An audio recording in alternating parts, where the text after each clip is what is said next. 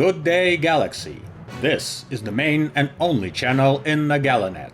Top news today. Near the planet Scarif, the Imperial forces destroyed a large group of the terrorist organization known as the Rebel Alliance. The operation was led by Darth Vader, who personally arranged a boarding party and epically slaughtered a bunch of dudes with blasters. There is no data on casualties among the Imperial forces. The investigation into the explosion leading to the destruction of Jedha City is ongoing. The most likely cause of the explosion is said to be a gas leak. Information that the city was blown up by a strike from orbit is refuted. Our galactic leader, Emperor Palpatine, today opened an agricultural fair on the planet Naboo. We need to grow more organic foods, he said. And now we present to the audience an exclusive story about one of the symbols of power and stability of our great galactic empire. The core of the space fleet and the main conduit of the will of our leader Emperor Palpatine, the Imperial Star Destroyer.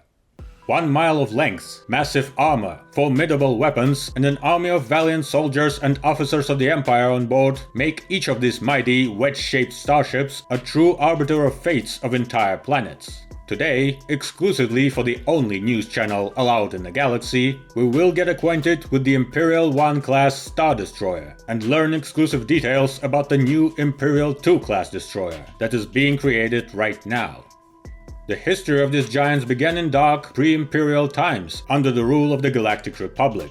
Stalled economy, stagnation in bureaucracy, and chaos that led to rebellion and destructive civil war. This was an inevitable result of depravity of the Republican democratic regime, which in fact was a meaningless gathering of officials controlled behind the scenes by the occult order of the so-called Jedi, a closed anti-people sect whose members used unnatural mystical techniques, propagating their principles even among children, as well as practicing public executions with lightsabers. It is hard to believe today, but their lair was located on Coruscant. That's what a terrible influence they had on society. The galaxy was saved, of course, by the wisdom of our great Emperor.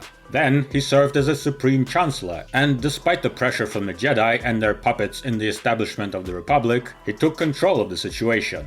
To protect the state in conditions of democratic chaos, he formed an army of clones and the Space Fleet, the forerunners of the modern Imperial Armed Forces.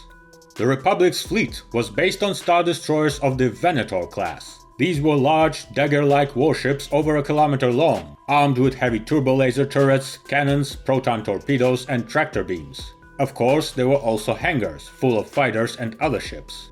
Thanks to the wise management and strategic thought of Chancellor Palpatine, the Venator fleet effectively fought the Confederacy of Independent Systems. The finale of the war were the events of 19 years ago, when the extremist fleet attacked the capital world of Coruscant. Then the Chancellor, who personally led the defense, was captured by General Grievous, according to some rumors, as a result of the Jedi betrayal. Despite this, he fought off the enemies and personally landed the damaged ship on the planet. In this fight he had help from his faithful friend and right hand, Darth Vader. At the same time, the Jedi, desperate to seize power with the help of extremists, tried to organize a coup and assassinate the legitimate leader of the Republic. But Palpatine's strategic thinking saved the country. Darth Vader easily defeated the villains in battle, and the loyal clone army eliminated the Jedi sectants, the remnants of which are now fleeing the Empire's police and army. Naturally, without the treacherous influence of the Jedi, the Clone Wars ended very soon.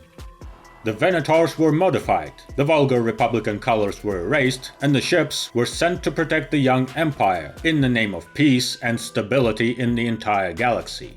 But the Venators, created during the time of the devastated Republic, were imperfect and required replacement. In the early years of the Empire's development, fleet engineers managed to create several ships of a close design. But the Imperial-class Star Destroyers became a full replacement and a truly great weapon.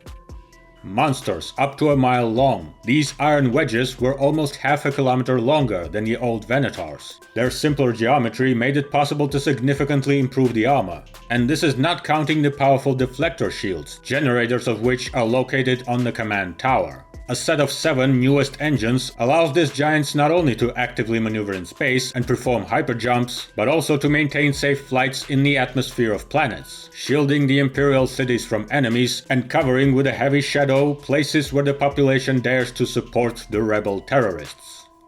The fiery heart of the ship is an ultra-powerful generator, the dimensions of which are so large that for its placement and protection, an additional armored structure had to be installed on the hull, the distinctive dome in the ship's lower part. One of the most recognizable parts, and the place where every Imperial Patriot wants to go, is of course the command tower, standing above the bulk of the ship. Here lies the command bridge, where valiant officers conduct their service, while on the platforms above them, the captains, admirals, and leaders of the military power of the Empire monitor the situation and give clear orders. There are even rumors that Darth Vader personally commands one of these bridges on the giant Super Star Destroyer, but any information of this kind is classified. By the way, about the officers, soldiers, and other valiant military men of the great Imperial Army and Navy, who day and night cherish the security throughout the galaxy.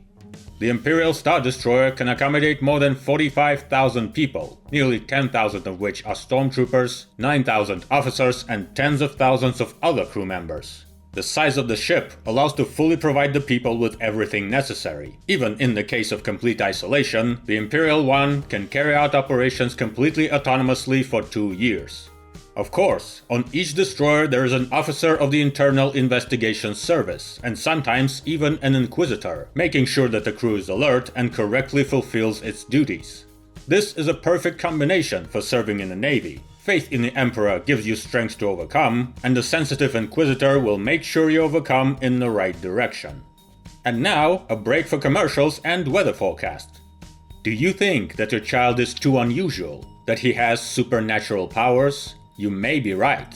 Send him to our Sith Academy. Saint Darth Bane Sith Academy. Planet Korriban, Valley of the Dark Lords, Revan Street. Want to take a vacation and escape the hustle of a planet city? Welcome to Tatooine. Here you will find restaurants and cafes, colorful residents, take trips on luxurious flying yachts over the deserts, and meet exotic local fauna. Fashionable tourism, Tatooine. Advertising is not a public offer. Weather forecast. On Mustafar, acid rains and lava rivers. Cloud City will be heavily clouded, followed by clouds. And on the lower levels of Coruscant, life is complete garbage. And now, an important announcement from the Imperial Inquisition. These citizens are wanted for Jediism and aiding the rebels. If you have any information regarding their location, immediately contact the stormtroopers in your area. Be vigilant, they are armed and extremely dangerous. Let's go back to our story. Now let's find out what makes this Star Destroyer so formidable. The Imperial One is equipped with all the most powerful weapons that the military industry has to offer to the fleet. There are heavy turbo laser batteries, ion cannons and lasers, and of course tractor beams to prevent the small ships of rebel terrorists from escaping the fair trial of the Empire. Each destroyer is not just a warship, but also a base, headquarters and a carrier. More than 70 of the latest TIE fighters are stationed on board, significantly superior to the X-Wings of the rebel scum and capable of rushing into battle at any time, leaving the huge hangar. Also, there are dozens of AT-AT, AT-ST and other walkers that have no competition in the galaxy, whose heavy tread could not be stopped even by the most powerful enemies.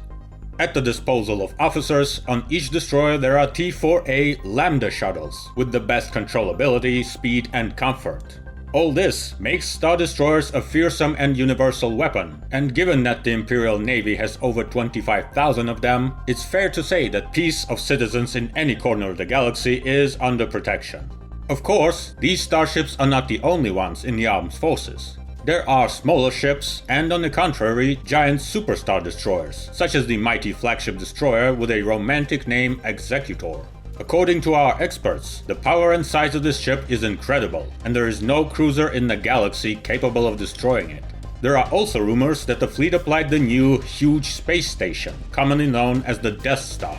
But as the Imperial administration officials say, this is all fake news, and they, as we know, would never lie. According to official data, this station, called Stardust, will be operated for long flights in space and, if necessary, to adjust the climatic and geological conditions of various planets. Also, its participation in the Battle of Scarif is being denied. According to official data, the station is purely civilian, and the destruction of the base on the planet was caused by a gas leak, just like on Jedha. Coincidence? Of course coincidence. What future awaits these mighty ships? A glorious future for decades, full of victories and success. And to replace the Giants, our Imperial scientists are already working on the new generation of destroyers of the Imperial II class, with improved systems, more powerful weapons and armor. As one of the engineers said in a private conversation, so that these gizmos do not shut down from any ion torpedo, and do not fall apart from any collision like New Year waffles. And that's all for today. Praise the great Emperor, subscribe to our Gala channel, and pray for J.J. Abrams. To get this trilogy to a decent level, he will truly have to use the Force. Hyperspace flights and soft landings. May the Force be with you, friends.